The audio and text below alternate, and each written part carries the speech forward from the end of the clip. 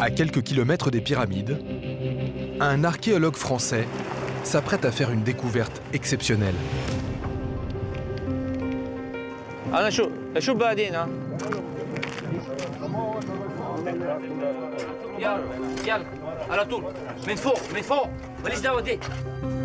Ces ouvriers viennent de dégager des murs de briques qui délimitent un puits vertical, pour l'instant totalement rempli de sable.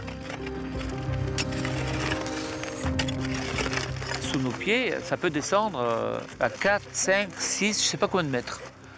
Donc pour l'instant, je peux seulement imaginer. Et quand on verra ce que c'est, ben là, on va dire, voilà, il y a quelque chose ou il n'y a pas. Ce Français d'origine bulgare s'appelle Vassil Dobrev. Cela fait 15 ans qu'il fouille le désert à la recherche de tombeaux de l'ancienne Égypte. Mais des découvertes comme celle d'aujourd'hui, l'archéologue les compte sur les doigts d'une main, car ce puits est particulièrement spectaculaire.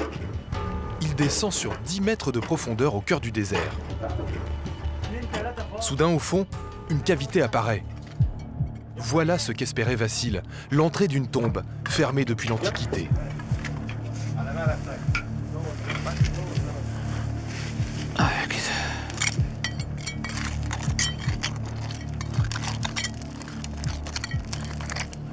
Pour l'instant, je ne vois pas grand-chose.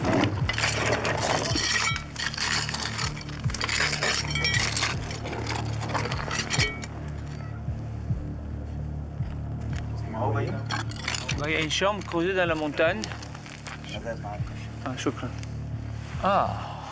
Ça c'est... Ah oui, oula. Tout est décoré. Hein. Ah, c'est beau, hein. Et Abdo, t'as شايف? Tout est en bas. Ah, ça c'est beau, ça. Vassil vient de dégager l'entrée d'un caveau funéraire dont le plafond s'est en partie effondré. D'après leur style, ces motifs ont été peints plus de 2000 ans avant Jésus-Christ. Maintenant, on peut que rêver, là. Pour vous, c'est un grand moment? Ah oui, oui, parce que c'est pour la première fois que sur ce site-là, on trouve une chambre décorée en bas.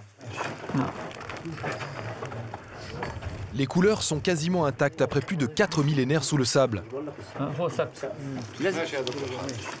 Et bien là, on est content, hein. Là, on est content. Allez, les gars, yalla. Mais pour découvrir le contenu de la tombe, il va falloir patienter. On va fermer avec des blocs pour que des voleurs ne puissent pas descendre et aller casser les blocs qui sont à l'intérieur. Voilà, on sécurise provisoirement. C'est frustrant, mais Vassil n'a pas d'autre choix que de sceller la tombe pour la nuit. Son nom, ainsi que celui d'Abdou, l'inspecteur égyptien responsable de la fouille, sont inscrits sur le mur qui ferme l'accès à la découverte.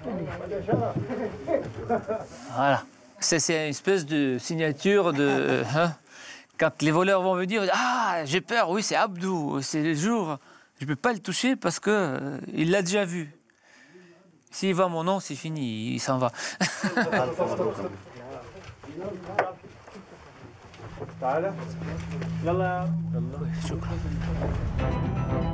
Cap sur une destination qui regorge de trésors et où les archéologues du monde entier ne cessent de faire des trouvailles. Comme il y a 2 mois, cet égyptologue britannique qui annonce avoir découvert un passage secret dans la tombe de Toutankhamon. Il semble que l'une de ces entrées mène à la tombe de la reine Néfertiti. Vassil, l'archéologue français, explore les mystères des tombeaux oubliés. Ah, ça tape les chauves-souris, hein. Sous la surface du désert, lui aussi espère bientôt découvrir un caveau inviolé depuis l'Antiquité. Personne n'est rentré à l'intérieur. Ça a peut-être arrivé une fois dans une vie. Hein. Mais depuis la Révolution, les trésors de l'Égypte sont en danger. Le pillage est devenu quotidien. Au pied des pyramides, des voleurs creusent le sol en quête de fortune. La police est débordée. Lève-toi et viens avec moi. Mais pourquoi? Parce qu'il y a une fouille clandestine ici. Pour protéger ces antiquités, l'Égypte construit un musée ultra sécurisé où sont actuellement restaurées des pièces qui n'ont jamais été montrées au public. Pour la première fois, l'intégralité du trésor de Toutankhamon sera exposée. L'Égypte tente de mettre ses trésors à l'abri, mais parviendra-t-elle à faire revenir ses touristes? Car sur le Nil, les bateaux de croisière sont aujourd'hui quasiment vides. Les rares passagers se frottent les mains. On a l'impression qu'on est vraiment quasiment des pharaons, quoi. Et pour ceux qui ont le privilège de naviguer dans le luxe d'un bateau à vapeur entièrement d'époque, l'expérience est tout simplement magique. Ça, c'est la cerise sur le gâteau, hein. Voyage exceptionnel à la recherche des trésors des pharaons.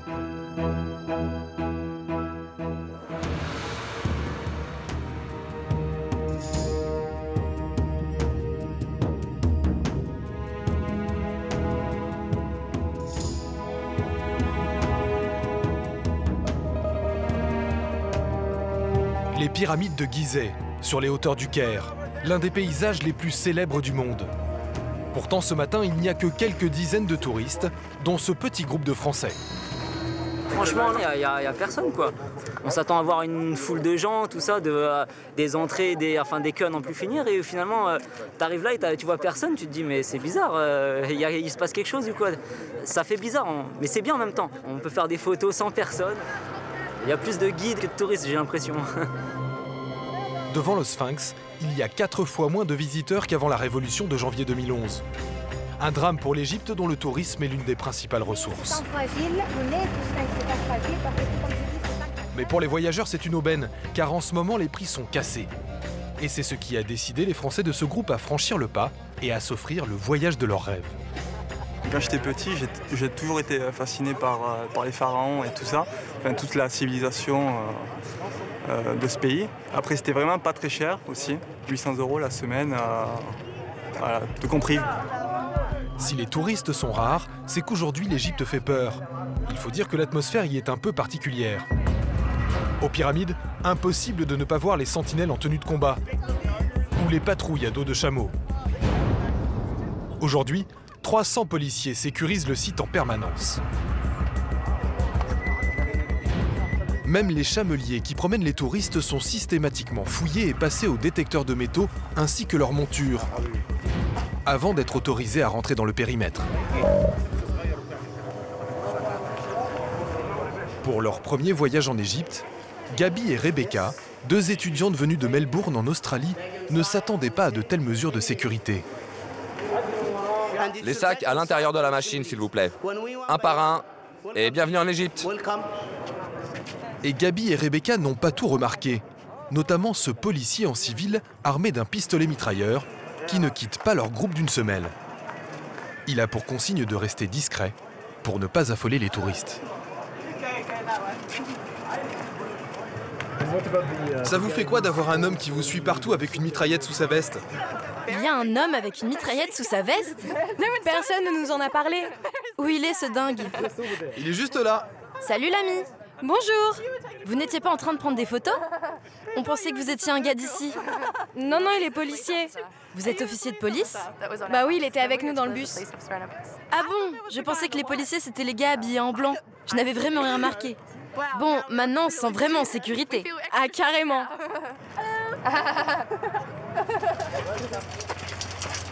À quelques kilomètres des pyramides,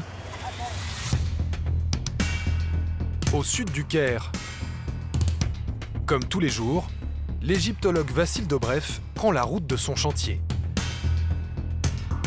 Vassil est l'un des rares archéologues à avoir poursuivi son travail, même au pire moment de la révolution égyptienne. Pour rejoindre sa fouille, il longe la vallée du Nil sur 20 km, jusqu'au site de Saqqara, un cimetière antique situé dans le désert. Saqqara, c'est le très grand cimetière de la capitale égyptienne. Si on peut comparer avec la France, avec Paris, c'est comme Père-Lachaise. La capitale des pharaons, Memphis, était située ici, à l'emplacement de cette vaste palmeraie. Aujourd'hui, il n'en reste presque rien. Quant à Saqqara, sans doute le site le plus sacré de l'histoire du pays, il se trouvait juste en face, en surplomb, sur une bande de désert, où furent bâties les premières pyramides d'Égypte. Vassil travaille à cet endroit depuis plus de 20 ans, et c'est aujourd'hui l'un des meilleurs connaisseurs de ses secrets. C'est un endroit protégé exceptionnel, en hauteur. Et c'est pour ça que les rois ont choisi ici pour se faire enterrer. Si on pense égyptien pharaonique, eh bien c'est l'endroit le plus près du soleil. Le soleil, c'est leur dieu, le dieu créateur. Donc si on veut rejoindre, si on veut se rapprocher du soleil, c'est là qu'il faut monter. Vassil a choisi d'installer sa fouille au sommet d'une colline, le point le plus élevé de tout le site de Saqqara. Un chantier où émergent aujourd'hui du désert les vestiges de tombeaux bâtis il y a plus de 4000 ans, des constructions que les anciens Égyptiens appelaient les maisons d'éternité. Ce matin, Vassil va dégager la tombe qu'il vient de découvrir à une dizaine de mètres sous la surface du désert. Sous ses ordres, une cinquantaine d'ouvriers s'activent autour du puits funéraire, mais personne n'est autorisé à pénétrer dans le tombeau avant l'archéologue.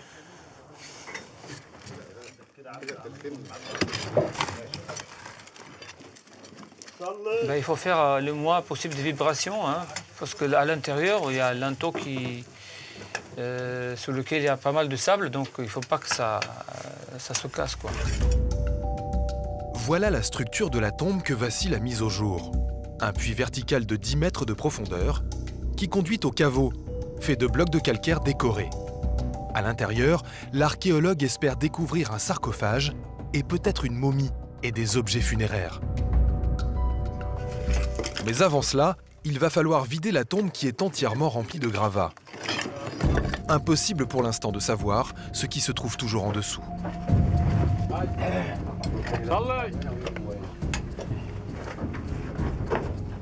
Bientôt, le haut des murs apparaît. Malgré le sable, les couleurs sont intactes et les premières inscriptions livrent rapidement de précieuses indications.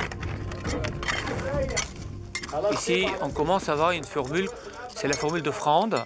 C'est le roi qui offre une offrande pour le dieu Anubis, qui est le dieu de la momification. Et c'est au bout seulement de cette ligne qu'on va peut-être avoir le nom et les titres du personnage qui est enterré ici.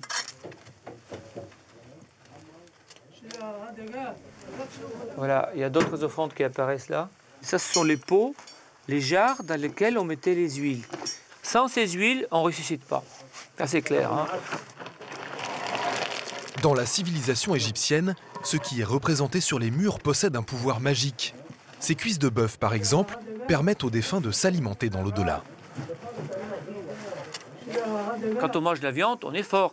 Donc on voudrait bien, dans l'autre vie, être fort. Même jusqu'aujourd'hui, les gens le disent en arabe. Quand on voit quelqu'un de fort, on ne dit pas l'épithète « il est très fort », on dit « il mange de la viande ». Voilà. Vassil pense que ces peintures ont environ 4200 ans. Elles sont pourtant dans un état de conservation remarquable. On peut même voir les maladresses du peintre qui les a réalisées. L'archéologue peut à présent se glisser au fond de la tombe. Il va tenter d'y repérer les hiéroglyphes qui indiquent le nom et la fonction de la personne qui a été enterrée ici. Maintenant, on voit le bout de l'inscription. Prêtre électeur, scribe magicien. Je crois qu'il s'appelle Sabi. Oui, il s'appelle Sabi. Ce qui veut dire? Grosso modo, ma protection, quelque chose comme ça. Ces personnages viennent de ressusciter dans l'histoire, parce qu'on vient de prononcer son nom. C'est exactement ce qu'ils cherchaient. Pour eux, c'était ça la résurrection, c'est ça la vie après la mort. Imaginez l'importance que c'est. Est-ce que quelqu'un va prononcer notre nom en 6000 après notre ère? Comme on est aujourd'hui, 4000 ans après, c'est 6000. Donc personne ne prononcera mon nom, ni votre nom, ni celui du président de la République. On ne les connaîtra même pas. Alors que nous, on vient de prononcer le nom d'un simple prêtre qui s'est fait enterrer ici. Et donc lui, en revanche, lui, il existe. Des gravats se sont accumulés sur ce qui reste du plafond. Il faut les retirer pour éviter l'effondrement. Dans les déblais, une surprise attend l'archéologue.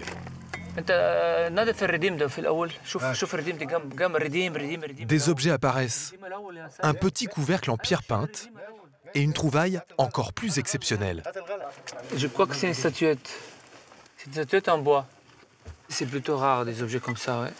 Parce que pour que ça se préserve depuis des millénaires, il faut un bon endroit bien fermé, autrement le bois pourrit. Mais qu'est-ce qu'elle fait là? Elle ne doit pas être là, hein, elle doit être en bas. Oui, parce que là, elle est sur le plafond. Elle est sur le plafond. Quelqu'un l'a pris, l'a jeté derrière, comme ça, sur le plafond. Il faut la placer. Hein. La tombe a donc été pillée dans l'Antiquité. Mais coup de chance, les voleurs ont abandonné plusieurs objets. C'est un petit pont en calcaire. Une pièce toute simple, dont la valeur se compte pourtant en milliers d'euros. Tous ces objets étaient censés aider le défunt à revivre après la mort. Ce sont des vases simulacres, c'est-à-dire qu'ils ont juste une fonction factice.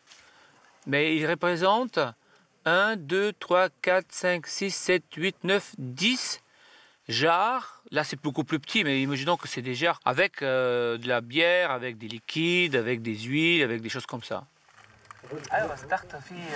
Quant à la statue, elle représente sans doute le propriétaire de la tombe. Mais le haut du corps n'a pas résisté. Malheureusement, elle est tout pourrie. On ne peut pas la bouger.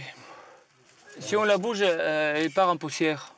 Vous voyez, la tête n'existe plus. Hein. Le bas du corps est parfait, mais la tête n'existe plus.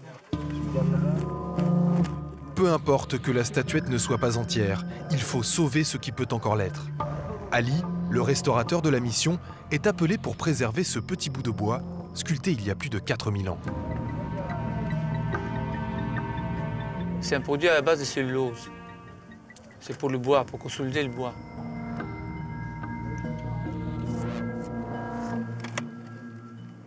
Soit elle a pourri avec le temps parce qu'elle était dans le sable, elle ne s'est pas bien conservée. Soit les voleurs qui sont passés par ici exactement, l'ont peut-être décapité, ils ont enlevé les yeux, tout ça, parce qu'ils ne voulaient pas se faire reconnaître. Ils avaient peur, quand ils volent quelque chose, que le propriétaire de la tombe, celui qui va ressusciter, qui a déjà peut-être ressuscité, qu'il le voit et qu'il le dénonce. Qu'il dénonce à Osiris.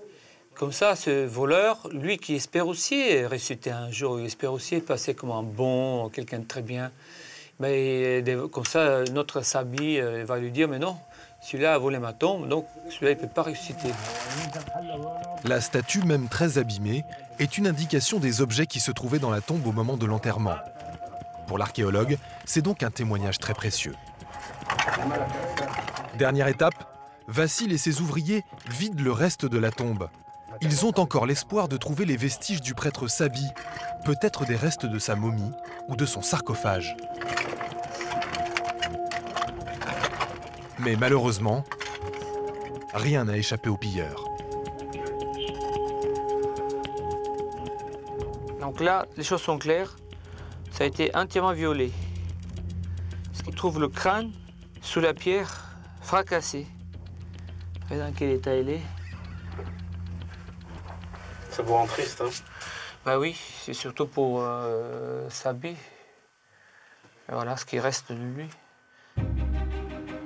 Bien que la tombe ait été pillée, les trouvailles d'aujourd'hui sont exceptionnelles. Ce caveau entièrement peint va rejoindre le tableau de chasse de Vassil sur le plateau de Saqqara.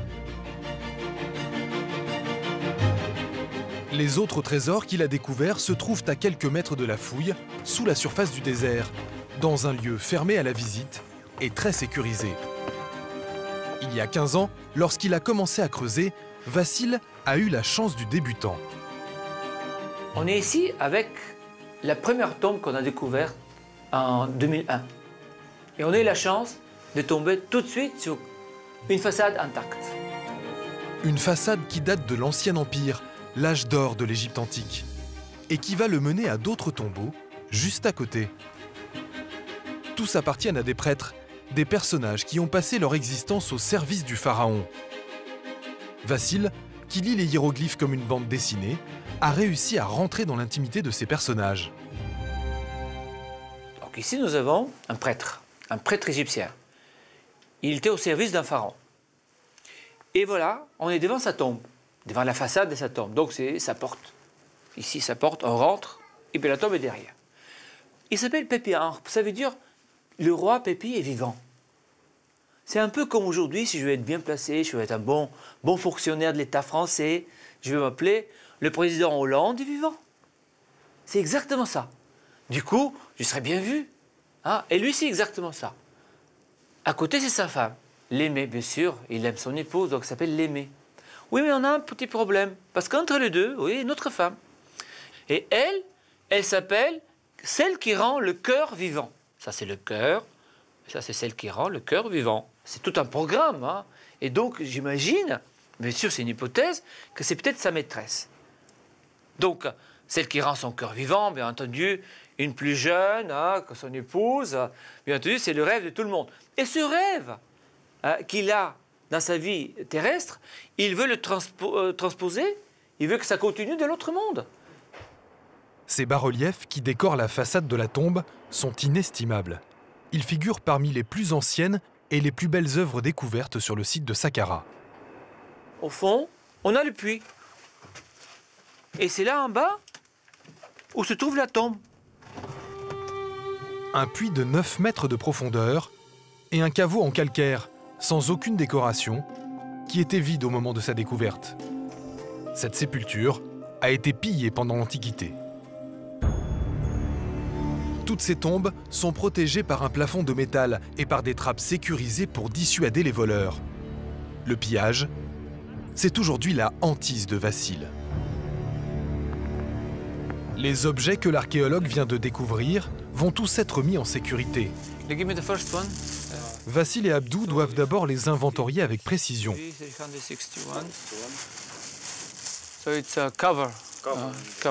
La valeur marchande de tous ces objets se chiffre en dizaines de milliers d'euros. Ils seront bientôt à l'abri dans les entrepôts du ministère égyptien des Antiquités. On l'enregistre, on le photographie, comme ça il est protégé. L'objet a une identité. Exactement, il a une identité, mais aussi il est connu déjà. Une fois l'objet numéroté, il ne doit pas disparaître. Parce qu'il est, il existe. Le désert de Saqqara regorge donc de trésors, mais aussi de pilleurs, qui sont prêts à tout pour les récupérer. Tout autour de la fouille, Abdou a repéré de nombreuses traces de leur passage.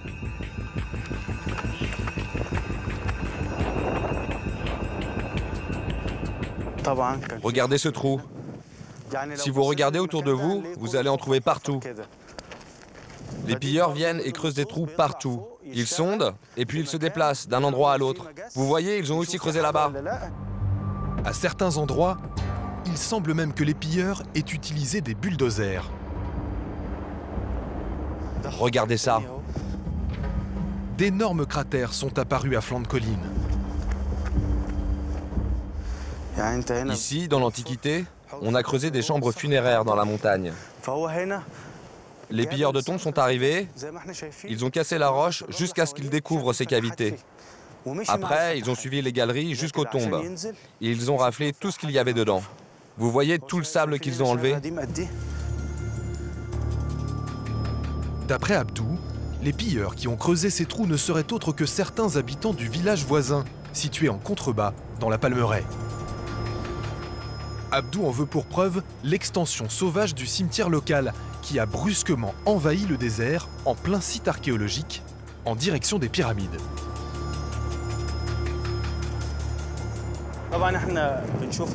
Ce que vous voyez là, tous ces murs en briques blanches, ce sont des tombes qui ont été construites par certains habitants du coin après la Révolution, quand c'était le désordre et qu'il n'y avait plus de police. Ce ne sont pas des vraies tombes? Pour la grande majorité, ce ne sont pas de vraies tombes. Ils construisent une pièce, un plafond, une porte, et quand ils sont à l'intérieur, on ne peut pas savoir ce qu'ils font. Ce sont en fait des fouilles clandestines, invisibles depuis l'extérieur. Dans les allées du cimetière, il y a même des traces très récentes du passage des pilleurs. Comme ici, où ils ont sondé le sol avec une machine. Les gens du peuple ont perdu la tête à cause des antiquités. Ils se disent qu'une petite statuette qu'ils peuvent mettre dans leur poche va leur rapporter des millions. En tout cas, aujourd'hui en Égypte, c'est ce que tout le monde pense. À Saqqara, le pillage ne s'arrête pas au cimetière ou au désert. Il peut aussi prendre une forme encore plus étonnante. Ce soir, le commissariat de la police des Antiquités de Saqqara est sur le pied de guerre. J'ai la mitraillette. Je sécurise l'extérieur. Passe-moi le gilet pare-balles. Ces 20 hommes lourdement armés doivent arrêter des pilleurs. Ils ont été alertés par un informateur qui a repéré des activités suspectes dans une maison située juste au bord du plateau de Saqqara. On bloque toutes les issues pour que personne n'entre ni ne sorte. Le plus important, c'est la sécurité à l'extérieur. C'est compris? Ok, chef.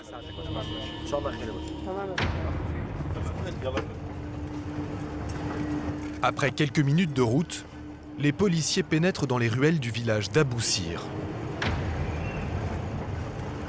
On sait aujourd'hui que toutes ces habitations ont été construites sur les vestiges d'un faubourg de Memphis, la capitale des pharaons de l'Ancien Empire. Toute fouille y est interdite. La cible des policiers, c'est une petite épicerie de quartier. À l'intérieur, un vieil homme est en train de faire sa prière. Qu'est-ce que vous voulez? Calme-toi, on a un mandat du procureur de la République. Je ne suis pas opposé à la perquisition. Tu t'appelles bien Mohamed? Oui. Lève-toi et viens avec moi. Mais pourquoi? Parce qu'il y a une fouille clandestine ici. Mais c'est pas chez moi ici. Si, c'est ta maison. Non, monsieur. Ma maison, elle va jusqu'au mur. Derrière, c'est pas ma maison. C'est bon, ça va. Je veux des policiers ici, il est en état d'arrestation. Allez, mets tes sandales et viens avec nous. L'indicateur qui a prévenu la police était très bien renseigné. C'est dans l'autre pièce. Dans la chambre du fond, un puits a été creusé directement dans le sol de la maison. Attention, on recule. Sous cette planche, il y a un vide. C'est une fouille clandestine, très bien cachée. Il a mis ce cylindre en métal pour contenir l'eau tout autour, car avec la pression, ça risquait de s'effondrer. Mais le chantier a dû s'interrompre à cause de cette pompe défaillante. D'après nos informations, tout au fond, il est arrivé jusqu'à la porte d'un temple. Il n'a pas pu continuer parce que la nappe phréatique s'est infiltrée et sa pompe est tombée en panne. Il n'avait pas les moyens de se payer une deuxième pompe, alors il a proposé à certaines personnes d'acheter la maison en l'état pour 20 millions de livres. 20 millions de livres, soit plus de 2 millions d'euros. La fièvre de l'or s'est emparée des riverains des sites pharaoniques. Ils n'ont rien découvert? Non, ils n'ont rien sorti. Grâce à Dieu, on a pu les arrêter à temps. Et voilà la preuve que les pilleurs ont bien trouvé une construction antique. Ces pierres de calcaire taillées qui ont été remontées du puits et qui n'ont rien à faire dans une région au sous-sol sableux.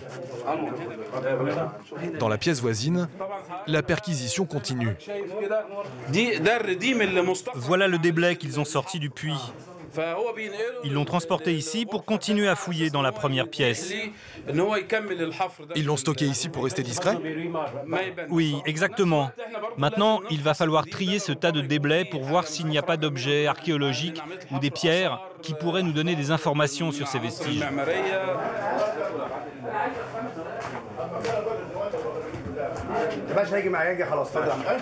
Allez-y, je vous rejoins. On ne te menotte pas, mais ne fais pas d'histoire. C'est une façon humiliante de sortir de ma maison pour un homme comme moi. Foutez-moi la paix! On va juste te poser 2-3 questions. Le propriétaire est interpellé, ainsi que son neveu, le seul autre homme présent dans la maison.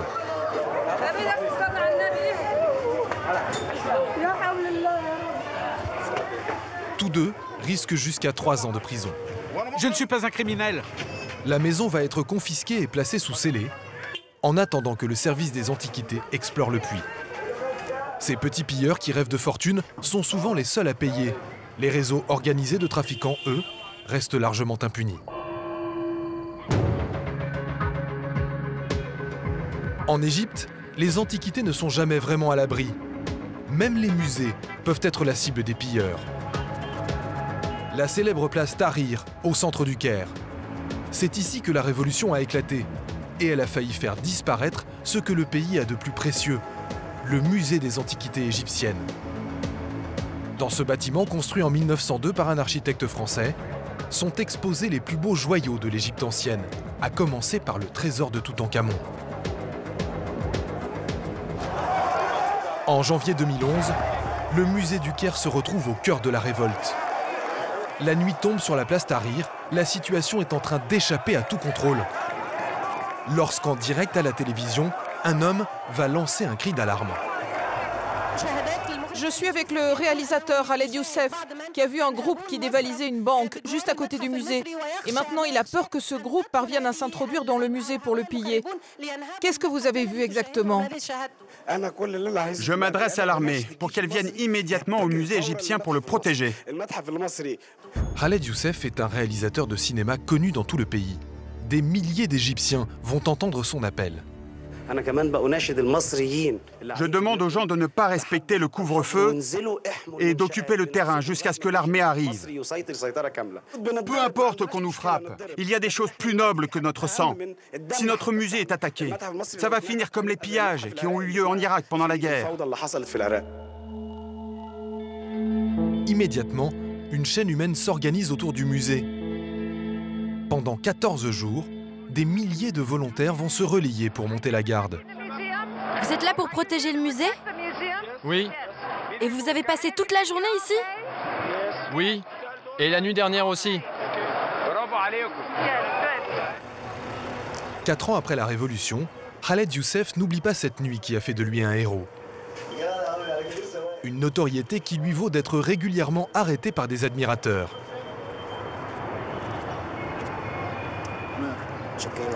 C'est ici que j'ai vécu le moment le plus important de ma vie. La plupart des gens qui m'interpellent aujourd'hui ne me connaissaient pas avant. Et ils me disent « On t'a vu à la télé pendant la Révolution. C'est toi qui pleurais en disant « Sauvez le musée du Caire ». Voilà les merveilles que Khaled Youssef a contribué à protéger. 160 000 objets découverts dans toute l'Égypte. Des statues, du mobilier funéraire finement sculpté et recouvert d'or fin, des momies ou encore des bijoux royaux à la valeur inestimable. Tous ces trésors sont exposés dans des salles vétustes, où les conditions de sécurité n'ont pas beaucoup changé depuis l'ouverture du musée, il y a plus d'un siècle. Les vitrines sont en bois, et le verre n'est même pas blindé. J'étais là au moment de la Révolution. Je vous ai vu à la télé. Voici le chef des gardiens du musée. Lorsque Khaled Youssef a lancé son appel, lui et son équipe étaient en train de se faire déborder par les pillards dans la boutique du musée. Comme le montrent ces images de vidéosurveillance.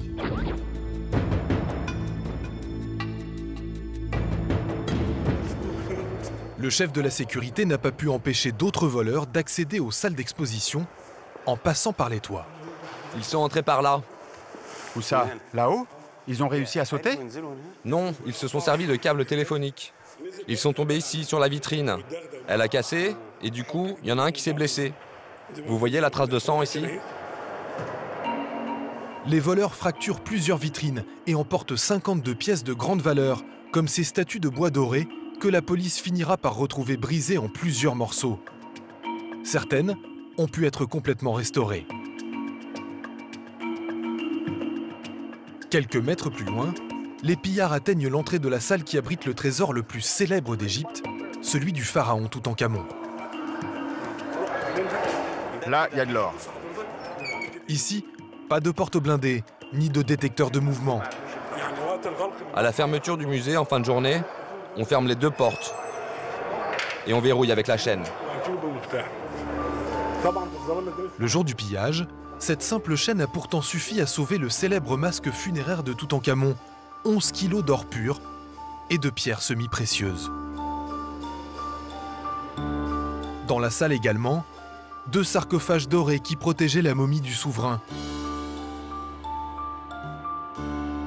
ainsi que de nombreux bijoux trouvés sur la dépouille de Toutankhamon, le seul pharaon de l'histoire dont la sépulture soit restée inviolée jusqu'à sa découverte en 1922.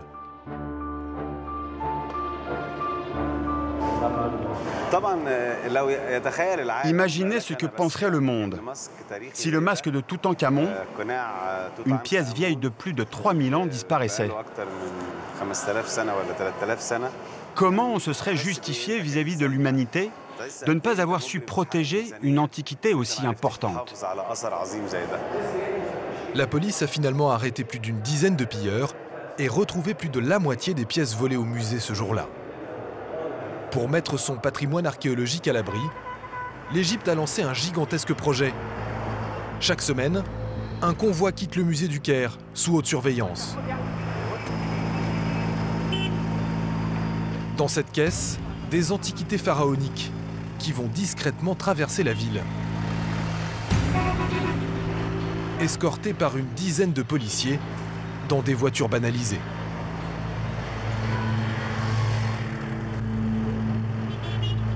Direction le nouveau grand musée égyptien, actuellement en construction dans la banlieue du Caire. Un chantier de près d'1 milliard d'euros pour ce qui doit être le plus vaste musée d'antiquité du monde. 600 mètres de longueur, au pied des pyramides de Gizeh. Cette construction de béton aux allures de forteresse, ce sont les zones de stockage du musée. Ces entrepôts sont ultra sécurisés. La présence d'une caméra y est exceptionnelle. C'est le directeur du musée lui-même qui a suivi la conception et l'avancée des travaux. Ce musée a été testé contre les explosions et contre les intrusions. C'est un bunker conçu pour accueillir le patrimoine de l'humanité que l'Égypte a le devoir de protéger. C'est également ici que se trouvent les laboratoires de restauration d'antiquités les plus modernes du pays. La qualité de l'air ambiant y est contrôlée en permanence pour ne pas détériorer les objets qui s'y trouvent. Voici l'un des lits du pharaon Toutankhamon. Il est fait de bois et recouvert d'or. Comme chaque pièce qui arrive ici, ce lit nécessitera des dizaines d'heures de restauration avant de pouvoir être exposé.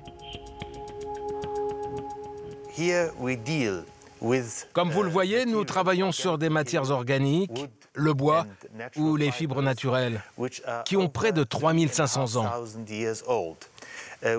Cela veut dire qu'ils sont parfois dans un état critique. Et notre personnel a pour mission de prolonger leur vie et de les préparer pour une exposition future.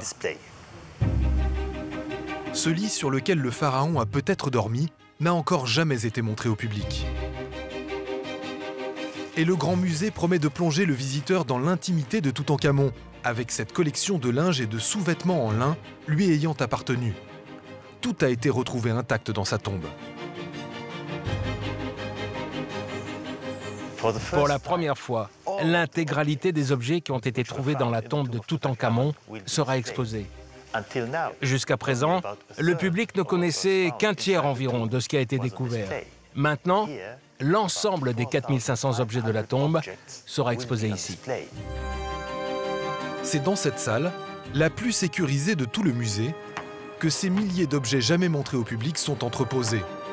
Ils apportent un éclairage inédit sur le quotidien de Toutankhamon il y a plus de 3000 ans. Mobilier, barques funéraires miniatures, boîtes à provisions et même différentes sortes de fruits et de graines dans un état de conservation étonnant. Il y a aussi ces boomerangs de chasse incrustés au nom du pharaon. Ou encore les sandales de Toutankhamon. La technique de fabrication de ces sandales, comme ce sont des objets royaux, est très soignée. Leur degré de perfection surpasse celui de n'importe quelle sandale fabriquée aujourd'hui avec des machines industrielles.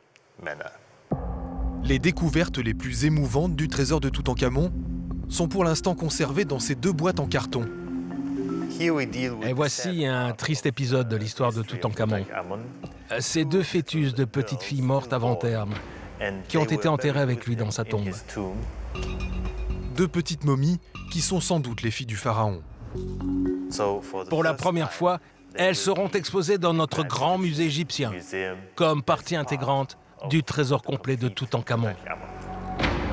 Mais le chantier du plus grand musée archéologique du monde a pris du retard et l'inauguration n'est pas prévue avant 2018.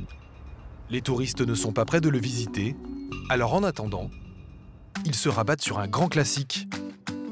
À 600 km au sud du Caire, entre Luxor et Assouan, voici le circuit incontournable pour ceux qui veulent explorer l'Égypte des pharaons. La croisière sur le Nil. 5 jours de navigation à la découverte des principaux monuments de la Haute-Égypte. Des paysages à couper le souffle.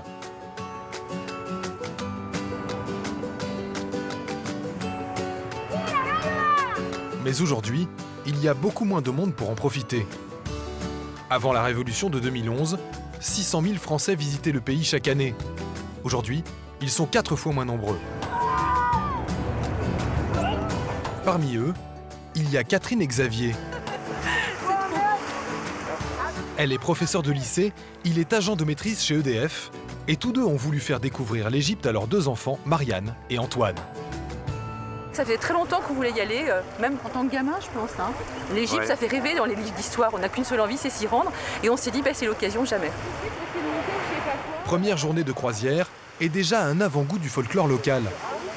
De chaque côté du bateau, des vendeurs de tissus se sont accrochés et tentent d'attirer l'attention des touristes. C'est un abordage, on appelle ça, non? C'est un abordage. Vous avez vu l'équilibre qu'il a parce qu'il détruit son étole, là. C'est étonnant, hein? Je trouve ça assez rigolo, mais je suis pas très brochée shopping fluvial. Je préfère essayer sur place tranquillement. Non, thanks. Non, shukran. Il ne pas. Il lâchera pas. Pourtant, quelques instants plus tard, Xavier se laisse tenter par cet ensemble traditionnel. Mais remarque, c'est beau hein, quand même, hein? Non? Ah, c'est 50 €. Ah non. Non. 15 € de ristourne, mais Xavier n'est toujours pas convaincu. Le vendeur se rabat sur d'autres cibles.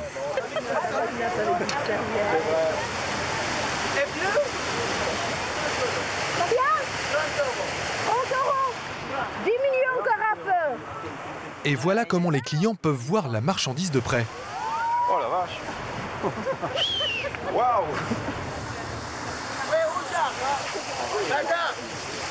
L'argent, attention, l'argent du nom, madame. 20 Oh la vache,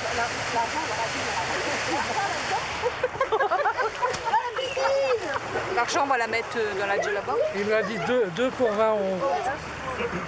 Un souvenir d'Égypte pour ma fille. C'est une bonne affaire. Faut les aider un petit peu, ça leur donne un petit peu d'espoir. Pour que le tourisme au moins y revient. On va mettre l'argent dans le sac. L'argent de la vente va faire le chemin en sens inverse. Mais pour les vendeurs du Nil, les affaires n'ont jamais été aussi mauvaises qu'aujourd'hui.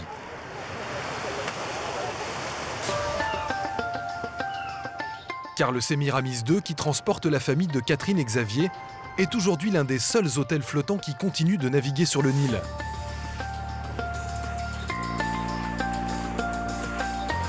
Et le bateau est loin d'être plein. D'ordinaire, il peut accueillir jusqu'à 140 passagers, mais cette semaine, il n'y a que 80 touristes, dont une moitié de Français. Catherine, Xavier et leurs 2 enfants ont donc pu choisir leur cabine. Allez, dans la cabine, les loulous.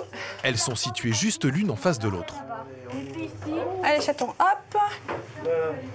Bienvenue dans notre cabine. Ici, c'est la cabine des garçons, donc mon fils et moi. Vous avez fait garçon-fille?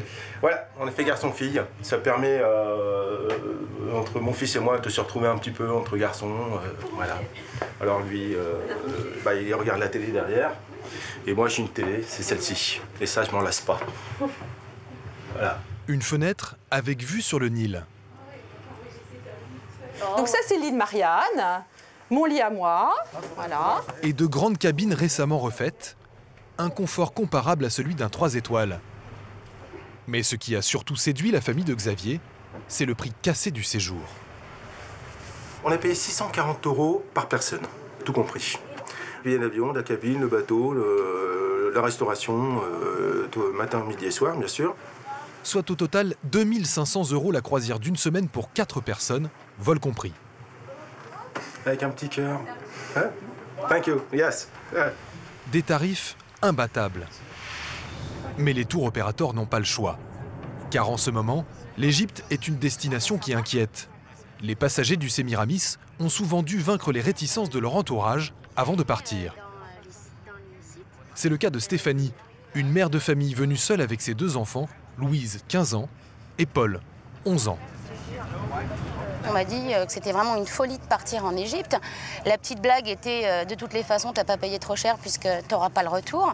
Voilà, donc c'est le genre de blague qu'on vous dit lorsque vous dites partir en Égypte. Donc du coup, c'est vrai que j'ai passé pas mal de temps sur le site du ministère des Affaires étrangères. Et là, effectivement, tout est fait pour vous empêcher d'y aller. C'est très anxiogène en fait, ce qui a été créé. Un contexte sécuritaire tendu qui, sur le Sémiramis, se traduit par la présence d'un policier armé dans le poste de pilotage, loin des yeux des touristes.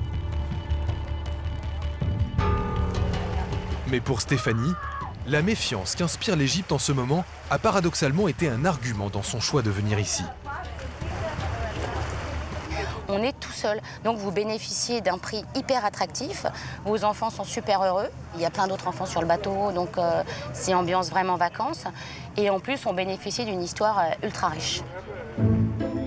Sur le navire, les passagers ne sont pas seulement venus ici pour faire du farniente. Le programme du groupe est plutôt chargé, au moins une escale par jour, pour visiter des sites archéologiques. La destination d'aujourd'hui, le temple de Philae, l'un des joyaux du Nil. On prend le bateau là, c'est ça? Ouais. Il est situé sur une île, à une dizaine de kilomètres au sud d'Assouan. Pour s'y rendre, il faut prendre un petit bateau sur lequel des vendeurs de souvenirs sont en embuscade. 2 €, je pense que c'est 2 €. Attends, je remets sous. Maman, c'est les chameaux. Tu préfères lequel? Je sais pas. Je préfère les gars. C'est du plastique. 2 secondes, faut que je réfléchisse. Accaparés par les vendeurs, nos touristes n'ont pas vraiment le temps de profiter de la vue. Le temple de Philae est l'un des mieux conservés d'Égypte. Son style est typique de la toute dernière dynastie qui régna sur le pays, celle de la reine Cléopâtre.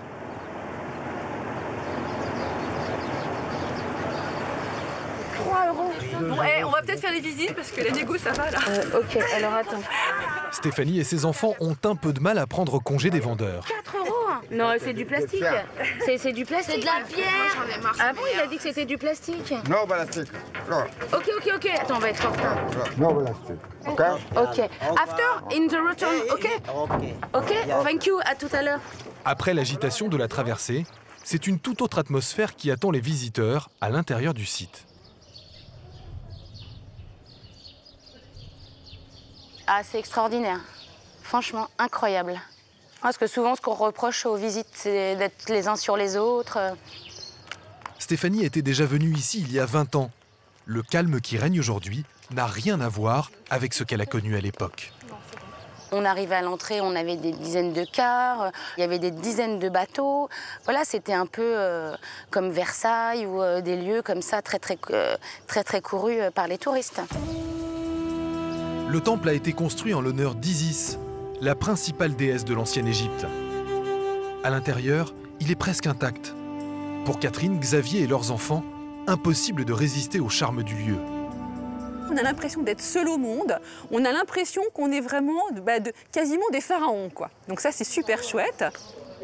Un voyage dans le temps dans des conditions privilégiées qui va se conclure par une petite prière à Isis, au cœur de son sanctuaire. Ah ça, c'est joli, hein. C'est beau. Allez, on va se faire une prière pour conjurer le mauvais œil. Isis, la grande magicienne, nous sommes venus vous adorer, et on s'engage à ne plus poser des questions à notre guide. Ah, il nous a eu jusqu'au bout, là. Fin de la journée et retour sur le Sémiramis, où après le repas du soir au self-service, les touristes vont avoir droit à un grand classique des croisières sur le Nil, la soirée djellaba. Une soirée à laquelle les passagers sont invités à participer en se déguisant. C'est aussi l'occasion pour la boutique du bateau de faire de bonnes affaires. C'est une belle, faut un beau truc. En proposant ses costumes typiques. Paul et Louise, les enfants de Stéphanie, sont venus faire leur choix. Boy and girl. Ou or girl. Boy.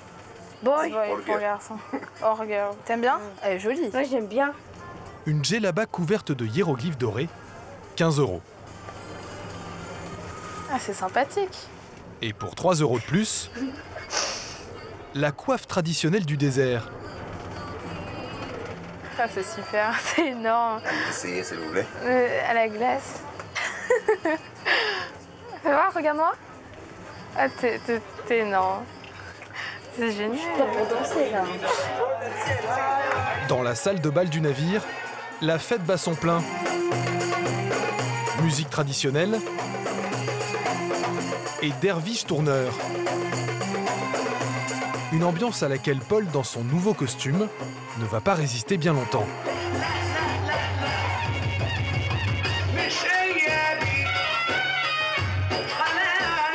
Il est accro à la danse, il adore, il tripe. C'est assez naturel chez lui.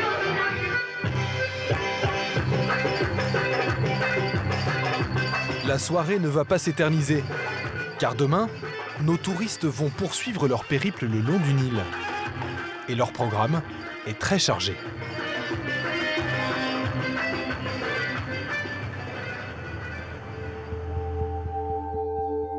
Ce tourisme de masse qui faisait vivre toute la Haute-Égypte est devenu totalement sinistré. Avant 2011, 300 navires identiques aux Sémiramis naviguaient sur le Nil en permanence. Aujourd'hui, ils ne sont plus qu'une trentaine. Un effondrement aux conséquences dramatiques. Le long du fleuve, des dizaines de bateaux, autrefois pris d'assaut par les touristes, sont à quai depuis 5 ans. Ceux-là appartiennent à une compagnie égyptienne qui travaillait avec des tours opérateurs français, allemands et britanniques. Avant la Révolution, Agag, le responsable de la compagnie à Luxor, accueillait jusqu'à 800 touristes par semaine sur ses 7 bateaux. Il est aujourd'hui condamné à les regarder rouiller.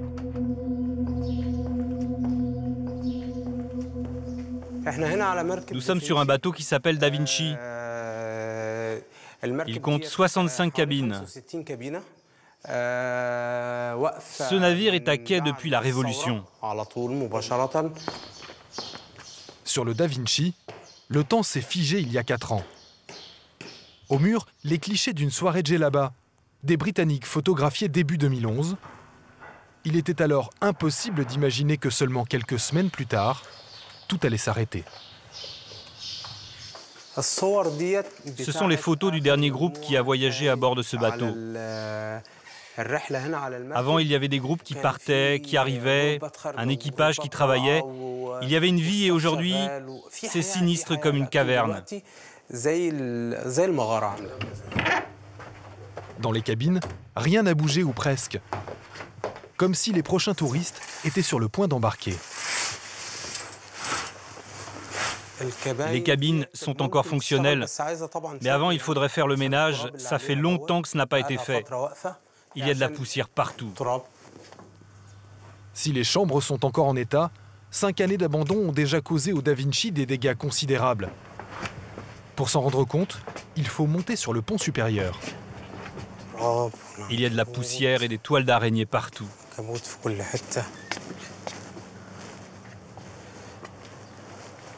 Regardez dans quel état sont les tables et les chaises. La piscine est dans un état catastrophique. C'est un cauchemar.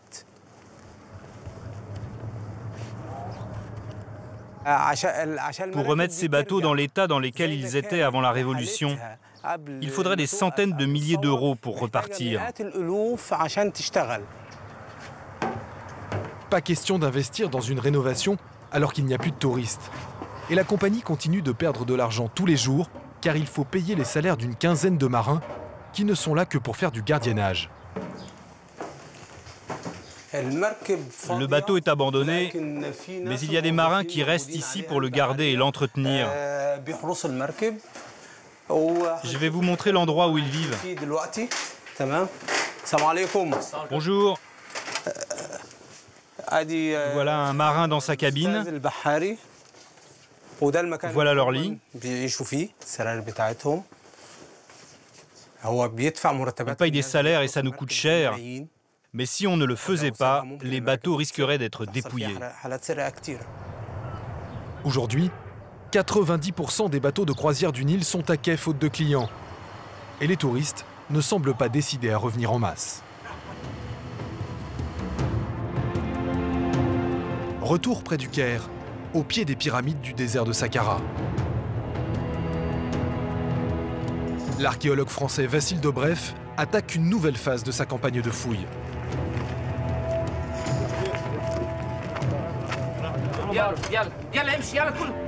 Depuis 15 ans, Vassil se concentre sur une petite surface, un chantier de 50 mètres de côté qu'il explore méthodiquement. Et s'il s'est installé ici, ça n'est pas par hasard. Ici, c'est Père Lachaise. C'est le Père Lachaise. Mais exactement, c'est le cimetière principal, comme à Paris, Père Lachaise sur 3000 ans. Ce cimetière est un vrai filon pour les archéologues. Vassil vient justement de découvrir une tombe impressionnante, la plus vaste jamais trouvée ici. Cette structure de 12 mètres de côté, ce sont les fondations d'un mastaba, un grand tombeau de briques qui abritait une multitude de puits funéraires. Chacun d'entre eux peut potentiellement mener à un caveau souterrain et à de nouveaux trésors.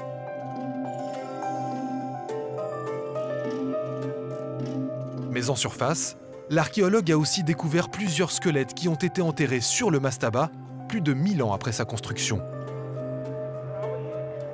On a un squelette ici, mais il peut très bien être placé sur un autre squelette. Un jour, je me rappelle, j'ai trouvé 5 squelettes les uns en dessous de l'autre, les autres. L'étude des squelettes, c'est l'affaire de Diane, l'anthropologue du chantier. Aujourd'hui, exceptionnellement, elle est venue travailler avec son fils Victor, 2 ans et demi, et déjà une vocation d'archéologue. Il est beau. Il est beau. Il est beau, mon squelette. Ah ouais. Tu le trouves pas mal? Oh, il a des yeux. Il a des yeux? Ouais. Il a des yeux, le squelette. Vous lui avez expliqué ce que vous faisiez et ce que vous trouviez? Je lui ai donné les mots. Hein, donc il sait que ce sont des ossements, des os, ça s'appelle un squelette. Je pense, pour l'instant, il ne sait pas que c'est ce qu'il a sous la peau, c'est ça qu'on trouve après. Il est encore peut-être un peu petit pour conceptualiser le fait qu'une fois qu'on est mort, voilà, il reste ça après.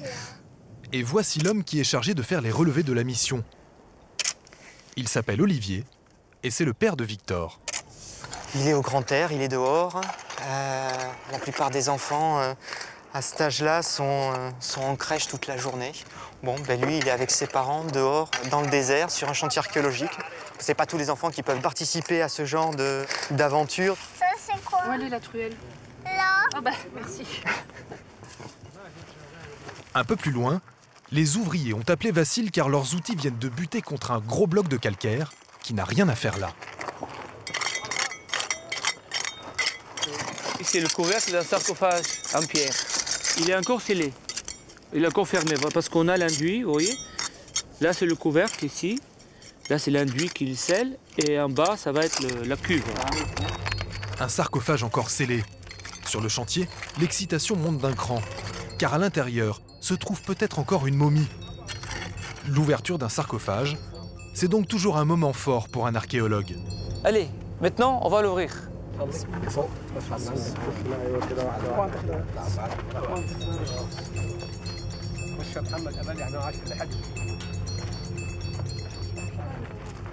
Non, c'est pas une vraie momie.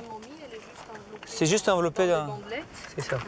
Mais c'est pas une momie, mais c'est très intéressant. D'abord, c'est une immature, entre 15 et 18 ans.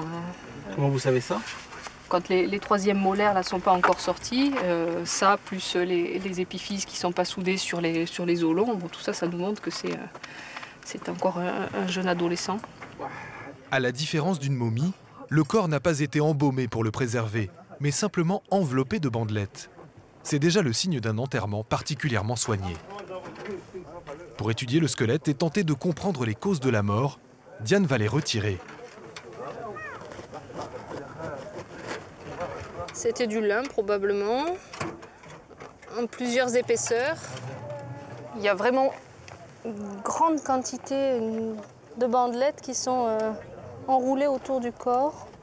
Pas d'objet dans cette sépulture, mais pour Vassil, chaque découverte lui en apprend un peu plus sur la façon dont les Égyptiens envisageaient la mort.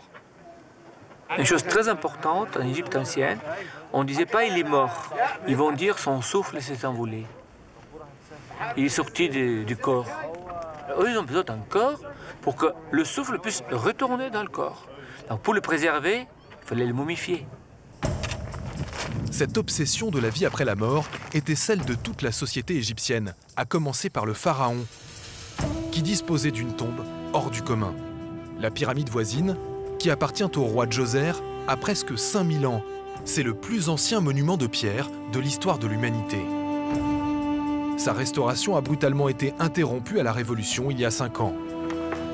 Aujourd'hui, exceptionnellement, Vassil et Diane ont été autorisés à monter jusqu'au sommet grâce à cet échafaudage laissé en place à l'arrêt des travaux.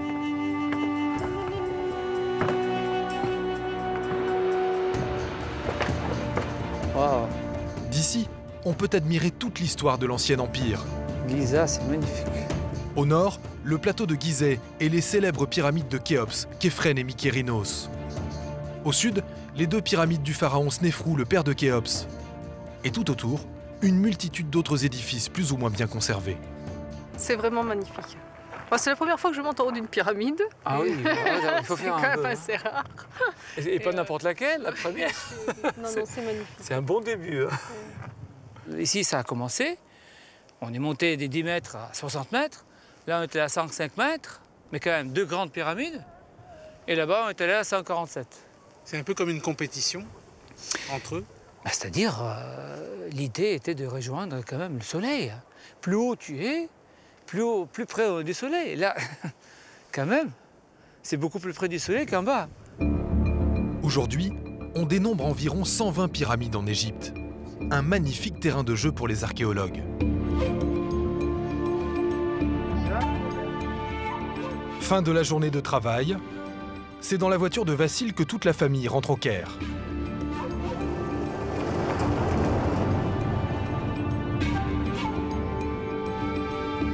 Diane et Olivier sont arrivés en Égypte fin 2010, juste avant la Révolution.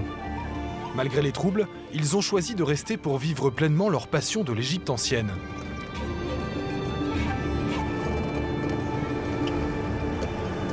Je vais mettre là. Allez, Vasco. Allez, salut. Allez, à demain. Bonne soirée. Au revoir, Vasco. Ciao. Aujourd'hui, ils sont installés dans un quartier résidentiel au sud du Caire. Un appartement confortable de 200 mètres carrés, loin de la frénésie du centre-ville. Le Caire compte aujourd'hui plus de 16 millions d'habitants. Une mégalopole impressionnante, dans laquelle Victor se sent pourtant comme un poisson dans l'eau. Tu m'attends quand même? Il est né au Caire, dans une petite clinique. Ouais, il est chez lui. Mais ici, dans le quartier, pour l'instant, j'ai jamais eu de problème dans la rue en marchant avec lui. Au contraire, les gens en général sont très gentils, surtout dès qu'il y a un petit. Bonjour. Il faut dire que Victor commence à être connu dans le quartier. Ouais. Alors Victor, qu'est-ce qu'on achète? Regarde. Tu veux des fraises, Victor? Tu prends les fraises? Merci. Les commerçants se sont attachés à ce petit Français qu'ils voient régulièrement. Ça va bien? Ils font tout pour lui faire plaisir. Tu en veux pas? Tu veux pas? Non, je veux pas. C'est bien? Bah, salam. Excellence. Allez, excellence, dis au revoir. Bye bye. Et le papa, et le maman. Non, ça c'est pour moi. Cool. Si Diane est à l'aise dans son quartier, elle hésite cependant à s'éloigner de son appartement depuis la Révolution. Il y a des endroits où on n'ira pas, ça c'est sûr. Il y a des endroits où on allait avant et où on n'ira plus, en tout cas pour l'instant. Le Caire islamique, tout le quartier du Caire islamique, peut-être que ça craint rien du tout, c'est possible, hein, mais effectivement, bon, on préfère ne pas y aller. Le centre-ville, la place Tahrir, tout ça, on n'est jamais à l'abri de tomber sur une manifestation, même si c'est vrai qu'aujourd'hui elles sont un peu plus réglementées, mais enfin bon, il y a eu quand même pas mal de problèmes autour de la place Tahrir. En tout cas pour Victor, pour moi, dans le quartier, ouais, ça va. Malgré la situation parfois instable en Égypte, Diane ne prévoit pas de rentrer en France pour le moment. Le lendemain, au pied de ce qui est sans doute la plus mystérieuse des pyramides d'Égypte, le tombeau de Snéfrou, le père de Khéops, 105 mètres de haut. Strictement fermé au public, il est très rare de pouvoir y pénétrer, même pour un égyptologue. Vassil n'a pu l'explorer que 4 fois depuis le début de sa carrière. Pour lui, toutes les autres pyramides n'ont fait que copier les principes qui ont été inventés ici il y a 4700 ans. Ça, c'est le couloir qui descend vers les entrailles de la pyramide, vers la première chambre. Et là, on a 70 mètres. Et on doit se pencher énormément parce que c'est à peine 1 mètre sur 1 mètre pratiquement. Hein. Et donc, quelque part, quand on rentre vers le tombeau du pharaon, on doit se plier.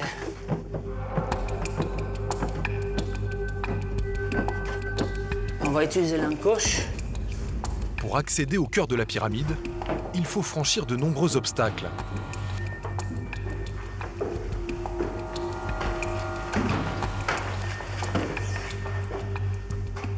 Il y a toujours des chauves-souris, par milliers. Hein. Vassil progresse par une série de galeries de plus en plus étroites. Oups. Ah, ça tape les chauves-souris. Hein. Là, ça monte tout droit. Une architecture complexe dont personne n'a jamais vraiment compris la logique. À quoi ça sert? Je sais pas. Ça va du haut et ça descend, je sais pas où. Il y a encore peut-être une autre chambre à trouver. Après une demi-heure d'exploration, Vassil parvient enfin dans ce qui fut autrefois la chambre funéraire du pharaon. Une chambre mystère, car contrairement aux autres pyramides d'Égypte, elle était à sa découverte, totalement vide. Il y a un principe qu'il devait y avoir un sarcophage, mais on ne l'a pas. On n'a jamais trouvé de sarcophage pour Snéfrou. Les pyramides fonctionnaient comme des machines à résurrection. Le roi renaissait dans son tombeau, puis montait vers le ciel par ce long couloir, toujours dirigé vers le nord. C'est sans doute par là, dans l'Antiquité, que les pilleurs se sont glissés pour s'emparer des objets de valeur du pharaon. Cette règle pour les pyramides est aussi leur faiblesse. Hein, parce que les voleurs, par la suite, ils savaient parfaitement que pour entrer dans une pyramide, il faut aller au centre de la face, au milieu de la face nord, et chercher le couloir qui descend dans la pyramide. C'est pour ça que les rois suivants ont changé. Ils ont commencé à mettre des faux couloirs, des couloirs à l'est, des couloirs au sud, des couloirs à l'ouest, pour tromper les voleurs. Malgré leur ingéniosité, les pharaons ont rarement réussi à mettre leurs trésors à l'abri des voleurs. Toutankhamon est le seul à y être parvenu.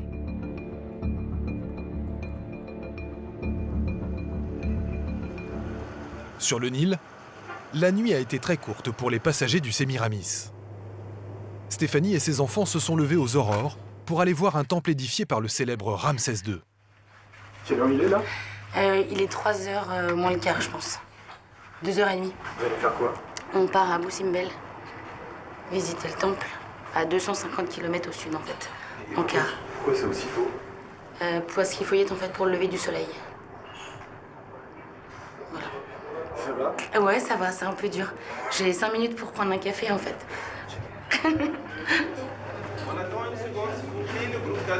Oreiller sous le bras pour dormir dans le bus, une quarantaine de courageux ont payé 90 € par personne pour aller visiter le célèbre temple d'Abou Simbel. Bon, chers amis, le bonjour à tous, le bonjour à toutes. Est-ce que ça va tout le monde? C'est dur un peu, mais vous n'allez pas regretter. Ce matin, on va admirer le plus beau temple. On le considère comme le plus beau temple que vous allez admirer cette semaine. Pour visiter Abou Simbel, les touristes venus de plusieurs bateaux doivent voyager en convoi d'une vingtaine de bus qui vont partir d'Assouan et rouler en plein désert durant 4 heures jusqu'à la frontière soudanaise, à l'extrême sud du pays. Dans le groupe, nous retrouvons Catherine, Xavier et leurs enfants. Un peu étonnés par le déploiement de forces matinales, 40 policiers seront affectés à la sécurité du convoi pour prévenir tout risque d'attentat. Visiblement, on doit se rendre du côté de la frontière soudanaise, si j'ai bien compris. Et c'est à ce titre-là où, visiblement, il faut un certain nombre de forces de sécurité. Et le guide nous disait même que durant le trajet, il était interdit que le bus s'arrête. Ça fait partie de la sécurité, donc c'est vrai qu'on a tout un convoi. Si c'est le prix à payer pour ça, on y va, quoi. À l'insu des touristes, chaque bus est protégé par un policier en civil, armé d'un pistolet mitrailleur.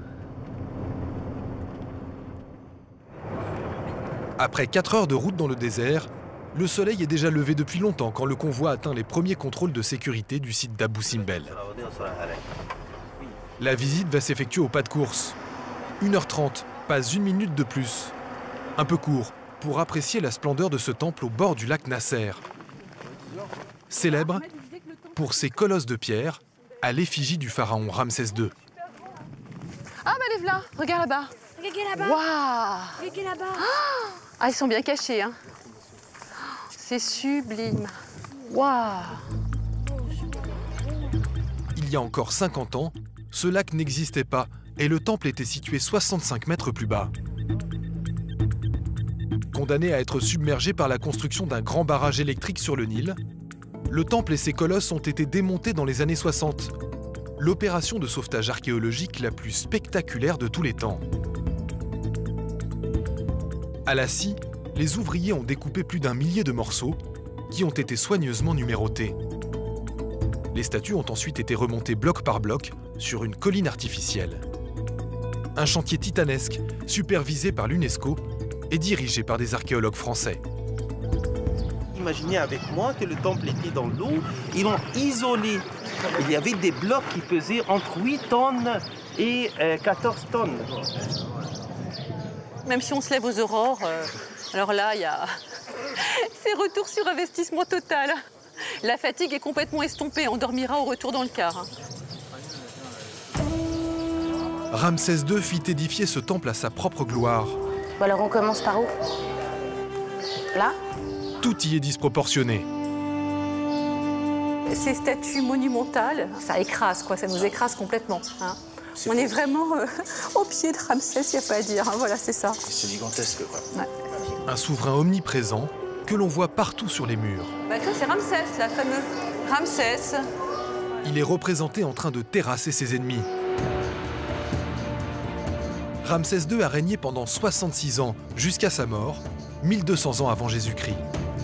Jamais plus l'Égypte ne sera aussi puissante qu'à son époque. Pour nos touristes, ce voyage est une révélation qui leur fait prendre conscience de l'ampleur et du raffinement atteint par la civilisation égyptienne. Il tient un ennemi également, et là il va le poignarder, je suppose. Hein, on est d'accord ?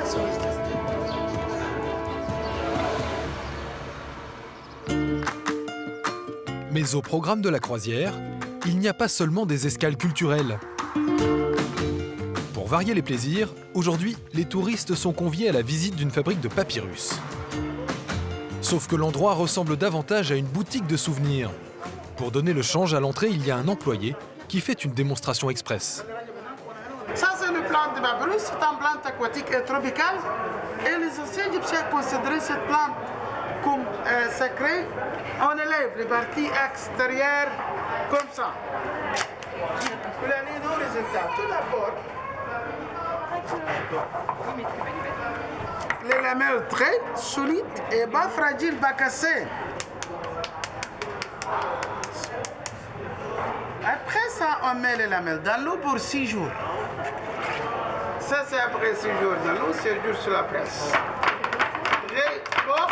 Après 2 minutes d'explication, le vendeur entre dans le vif du sujet. S'il vous plaît, si vous voulez acheter quelque chose, ça c'est carte pour écrire le numéro de modèle. Car s'il y a bien une chose qui n'a pas changé en Égypte, c'est la tradition d'acheter du papyrus décoré. Ici, il y en a pour tous les goûts et toutes les religions. Et ça marche, les touristes sont toujours intéressés. Oh non, non, c'est trop gros, on va prendre plus petit. Oh, ouais, merci. Catherine, la professeure, veut en profiter pour apprendre à son fils quelques hiéroglyphes. Vraiment un truc qui te plaise, tu comprends, Antoine? Oh non, ça c'est moche. Alors, on voulait acheter avec Antoine un petit, comment dirais-je, un petit papyrus avec une illustration qui lui plaise et on ajouterait son prénom. Comme ça, ça lui permettra de voir son prénom en symbole égyptien. Quant à Stéphanie, elle a envie d'offrir un cadeau à ses enfants. Bah, j'ai prévu, oui, d'acheter des papyrus, un pour chacun. Mais entre l'abondance de l'offre et les prix affichés en livres égyptiennes, difficile de faire le bon choix. Non, c'est pas facile, mais je préfère les foncés. Ça, je trouve ça magnifique. Faut que je vois. Faut que je calcule un peu. Oui, oui, on a trouvé, ouf. Celui-là. Les price, il y a marqué price. On s'en fiche. Oui, oui, c'est celui-ci, voilà. En plus, ça, c'est dans les couleurs de ta chambre, donc c'est sympa. En quelques minutes, le prénom d'Antoine est dessiné sur le papyrus et l'encre est séchée en express. Tout est fait pour pousser un peu à la consommation, voilà. Complètement. Surtout qu'on est quand même venu ici en se disant on n'achète rien, voilà. Du côté de Stéphanie, la tentation de s'offrir un papyrus est de plus en plus forte. C'est qui ça? Nefertiti. Ah, il est beau celui-là. Mais elle a un peu de mal avec le taux de change. 1200, donc divisé par 8, fois 2. Ah, c'est cher. Divisé par 10 centimes. Non, s'il vous plaît, après réduction, 1080. Ok, donc ça fait combien alors? Pour l'addition, le vendeur préfère entraîner Stéphanie jusqu'à la caisse. On va savoir. 2030 plus 40, 2070. Bon voyage. Merci. Ça fait combien en euros?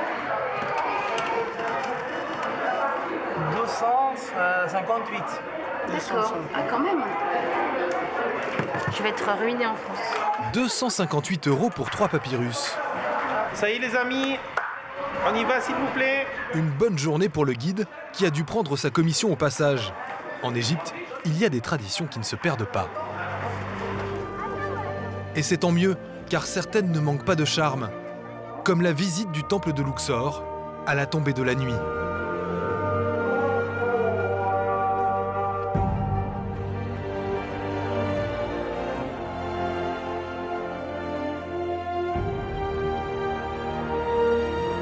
Ou encore la promenade à dos de dromadaire le long du Nil.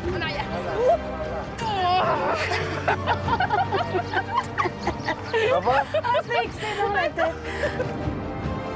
Comme autant des caravanes dans le désert. C'est super beau, hein? Un voyage inoubliable pour ces familles françaises.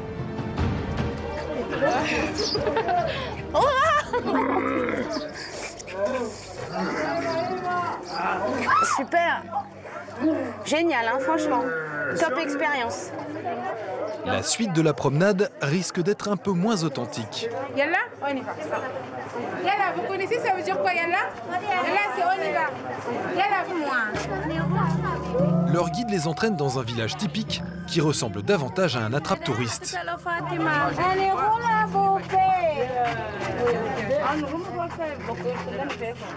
Malgré les tentations, Stéphanie est bien décidée cette fois-ci à ne pas se faire avoir.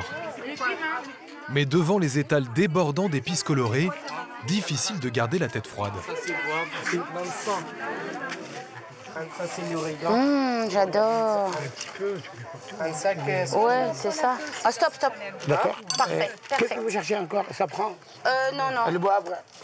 Non, c'est tout. Carré. Et là, on ne sait pas le prix à chaque fois. Ah bon? 80. 80 livres, soit 9 € pour un petit sachet d'épices vendu en vrac. Hop. Stéphanie a comme un doute. Demande ça, il y en a 60 livres.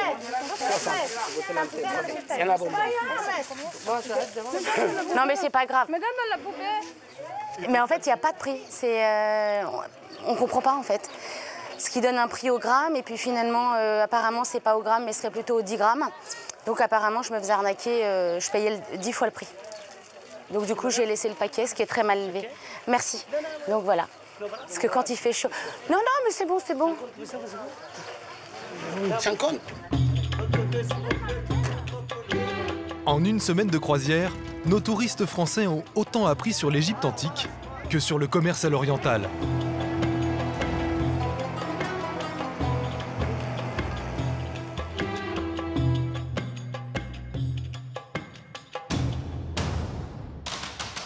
Sur le plateau de Saqqara, Vassil a sorti les grands moyens pour faire avancer son chantier de fouilles.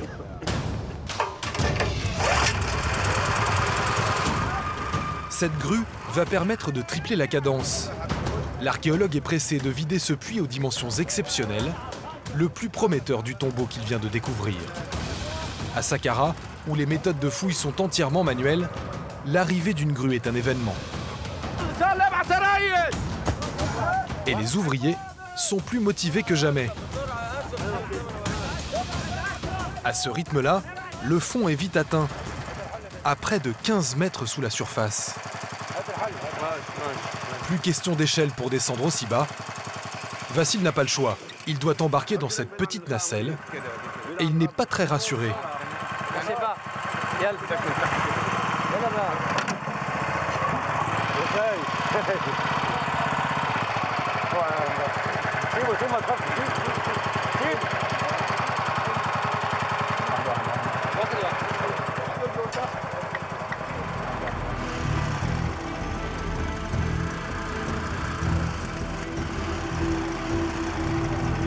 Au fond, les ouvriers se sont arrêtés à l'entrée d'une chambre funéraire. Et les premiers coups de pinceau sont prometteurs, car elle a l'air intacte. Voilà, ici, c'est le début du creusement pour la chambre, la voûte de la montagne, et elle a été entièrement scellée. On voit bien l'enduit noir, la boue noire, qui a été utilisée pour fermer la chambre qui est derrière. Et là, ça nous montre que personne n'est rentré à l'intérieur depuis l'époque de fermeture de cette pièce. Ça, c'est exceptionnel. Ah oui, ça a peut-être arrivé une fois dans une vie. Hein. Ce que Vassil espère, c'est que la tombe soit fermée depuis l'enterrement, il y a plus de 4000 ans. À l'intérieur pourrait donc se trouver le sarcophage et des objets précieux qui accompagnaient le défunt dans l'au-delà. Mais sur la partie gauche, le scellement de la tombe semble avoir été entamé. Et là, il y a quelque chose qui ne me plaît pas. Là, il y a quand même un petit trou, un trou. Et les briques ne sont pas en place. Je me pose la question, est-ce que quelqu'un n'est pas descendu dans l'Antiquité comme ça, d'ici, en laissant ça de côté? Vassil pense qu'un pilleur a pu se glisser par cette petite ouverture. Mais aurait-il tout emporté? Pour en avoir le cœur net, il faut dégager l'ouverture. Et dans les gravats, première surprise. Oh, ça devient intéressant. Qu'est-ce qu'il y a? Un vase miniature en albâtre. Oh là, si c'est comme ça à l'intérieur, mon Dieu. Oh là là. La qualité du travail est quand même magnifique, là. C'est très très joli, très fin, très bien fait. Ça montre une certaine qualité et l'importance du personnage qui est dedans. Homme ou femme, hein, ça on ne sait pas encore. Mais c'est un bon signe. C'est un bon signe. La valeur marchande de ce petit vase dépasse la dizaine de milliers d'euros. À partir de cet instant, avec des objets d'aussi petite taille et d'aussi grande valeur, il faut avancer prudemment. Le sable retiré du puits est tamisé pour ne rien laisser passer. L'équipe parvient enfin au niveau de la chambre funéraire. Et bien là, ça commence, voilà. La chambre commence ici, avec l'inscription. Donc la chambre est entièrement décorée et remplie de sable. Vous voyez? Ah oui. Oh là. C'est bien mieux que l'autre. Et ben voilà, encore une autre découverte. Yes, very similar. Et vous êtes gâtés, hein? Ah oui, ça oui, mais c'est bien mieux. Hein. C'est bien meilleur travail, j'arrive pas à voir son nom. C'est un peu loin. C'est beaucoup plus joli. Hein. C'est beaucoup plus joli et c'est vide. Sur le seuil de la tombe, une nouvelle trouvaille, un objet très précieux. C'est une petite tablette. Oui, c'est la tablette qu'on attend. Vous voyez les petits pots qu'on a vus, les petits pots, peut-être elle était posée dessus. La tablette est gravée et elle donne le nom du défunt. Oui, donc c'est... Ah oui, ça c'est très intéressant. En haut, il y a une petite ligne qui lit de droite à gauche, qui nous donne le propriétaire, Narti Anch, puissant de vie.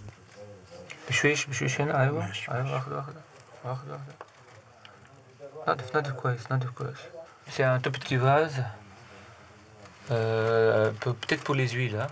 Malheureusement, il est vide. Hein. J'aimerais bien, s'il y avait encore quelques gouttes d'huile pour mettre sur la main, pour sentir, mais bon. À l'intérieur de la tombe, Vassil et Abdou découvrent des céramiques.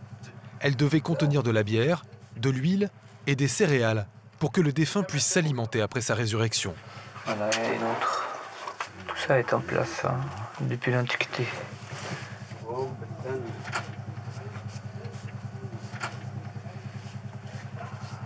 On a le bouchon en plâtre. Voilà, on voit bien La jarre, bah, c'est exactement celle qu'on voit ici. Il y a un bouchon ici, bon, qu'on ne voit pas sur le dessin. On dirait que c'est cette forme-là, à peu près. Bien sûr, là, c'est un peu plus allongé. Mais c'est les jarres, peut-être à huile. Hein. Mélangés au sable, Vassil trouve aussi de minuscules objets, auxquels la plupart d'entre nous n'accorderaient aucune importance. Celui-ci a pourtant un pouvoir magique.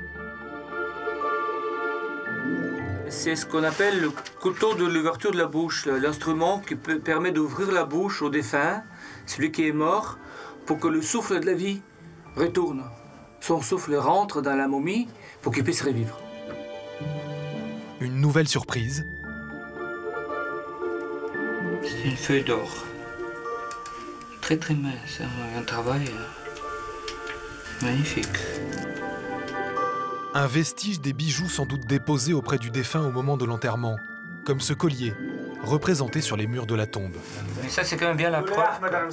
Dans la tombe, il y avait des objets dorés d'une grande valeur. La mission de Vassil est financée par la France, mais toutes ces découvertes appartiennent à l'Égypte et resteront dans le pays. Certaines seront sans doute exposées dans les musées du Caire. Une belle réussite, même si l'archéologue ne peut s'empêcher de continuer à rêver de découvrir un jour une tombe intacte. Pour nous, c'est très important. Si un jour on trouve une tombe inviolée, ben là, ça serait vraiment le top du top. C'est le maximum qu'on puisse espérer. Mais bon, ça peut arriver, c'est pas obligé. Dernière précaution avant de quitter la fouille. Vassil fait sceller le puits avec des portes blindées faites sur mesure. De quoi empêcher les voleurs de piller ses trésors. Voilà, ça ferme bien.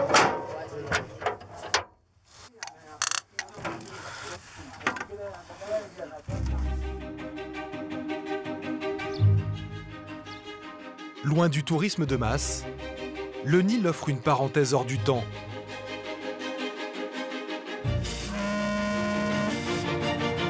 Voici le Soudan, l'unique bateau à vapeur qui navigue sur le fleuve. Construit en 1921, il appartient aujourd'hui à un voyagiste français qui propose des croisières de luxe. 67 membres d'équipage pour seulement 23 cabines. Un service haut de gamme, supervisé dans le moindre détail par Amir, le directeur du bateau.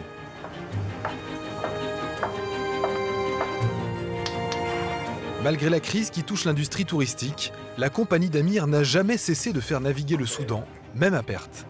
Si nous avons même un seul client, on fait le croisière. Les réputations, le respect de nos clients, c'est ça l'image de notre agence, de notre bateau. Ça arrive beaucoup de fois que le bateau navigue, même de Luxor jusqu'à Assouan, avec un client, deux clients, et on fait le même service.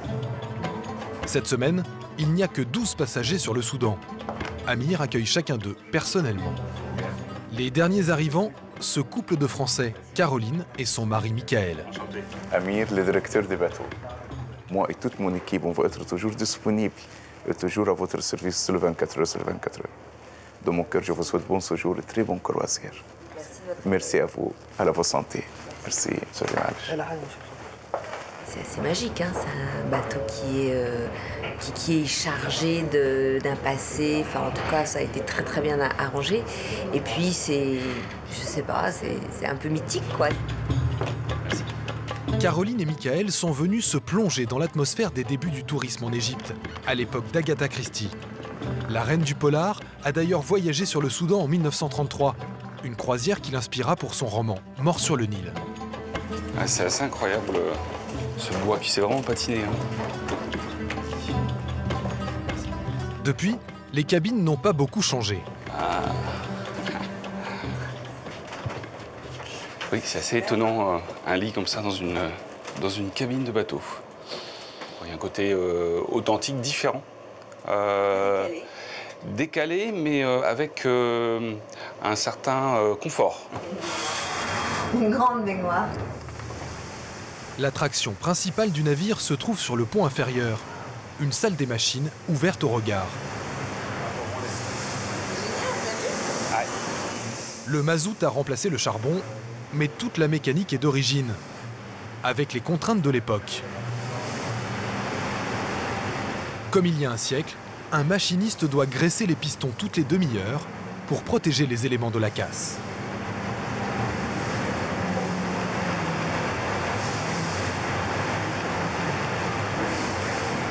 Je pense qu'on est capable de rester là 1 heure, juste à regarder le mouvement. C'est un peu addictif comme sensation, c'est drôle. Hein.